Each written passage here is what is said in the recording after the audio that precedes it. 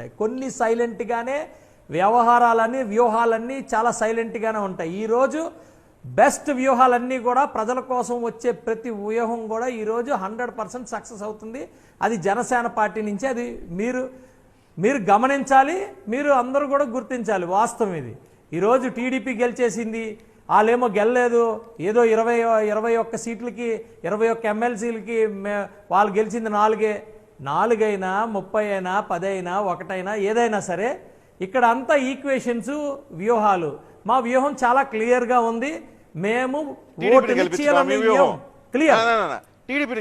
వ్యూహం. నో కాదు, మరి మొన్న వ్యూహం అయితే అదే కనిపిస్తుంది నాకు. చెప్తాను వినండి సార్.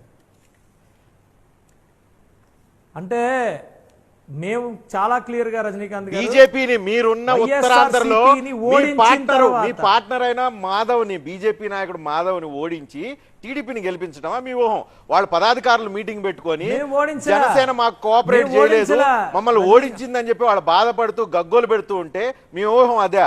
వాళ్ళు రాష్ట్ర నాయకత్వం పనిచేయట్లేదు, బీజేపీ మీ రాష్ట్రంలో మీ పార్ట్నర్ వాళ్ళు పనిచేయట్లేదు, ఢిల్లీ నాయకత్వం బాగుంది అందుకని ఢిల్లీ మీటింగ్లకు వచ్చానని చెప్తాం మీ వ్యూహమా?